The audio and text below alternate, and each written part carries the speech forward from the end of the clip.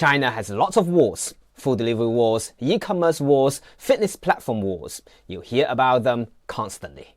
They sound big, expensive, corporate, like something companies fight over, not something that has anything to do with you. But those aren't the wars most people actually walk into. The ones you encountered are much closer, much smaller, and they happened every single day. Like wars about what's proper, what's wrong, what counts as orthodox, and what counts as heresy. For example, sweet and savory. Should it be sweet tofu pudding or savory tofu pudding? Or like 粽子, should be sweet or savory? Or maybe tomato and eggs, with sugar or without? These words don't make the news, but you walk into them all the time, often without realizing it.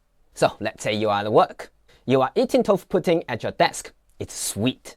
A colleague walks past. He stops, look at your bowl. Sweet? Just that. He smiles. Sweet tofu pudding?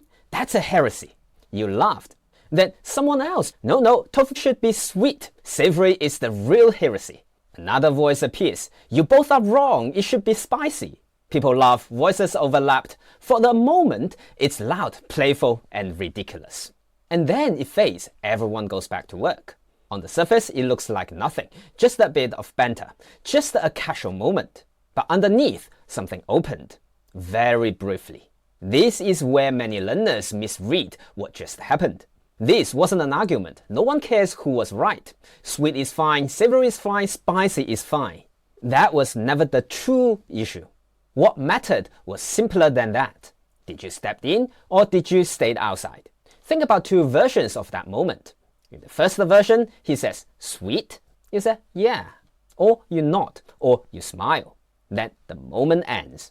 Nothing bad happens. No one is offended. The conversation just ended.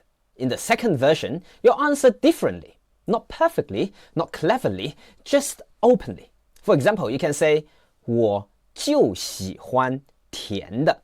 I just like sweet. Or you can say, 我一直都是吃甜的. I've always eaten it sweet. Or even, 有问题吗? Is there a problem?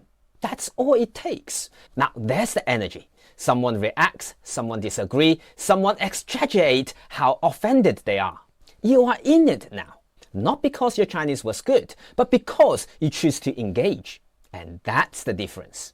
Not right or wrong, not fluent or awkward. Just this, did you show up or did you disappear?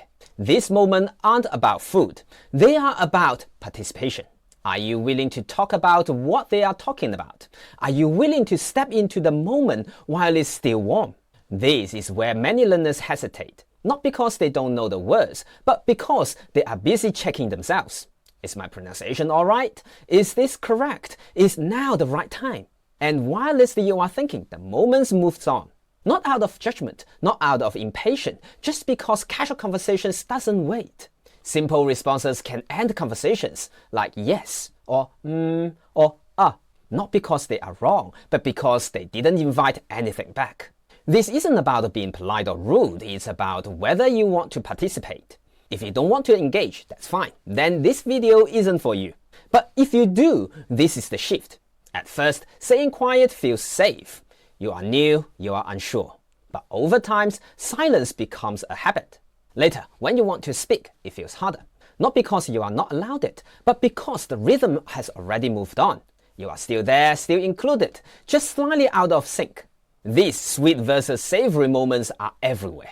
It looks harmless, easy to ignore. But they quietly shape how connected you feel. Not through judgment, through participation. Once you see it, you will notice it everywhere. Not just in food. In all the small moments where something opens and then closes again.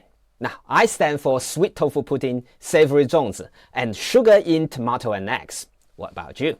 I will see you in next video.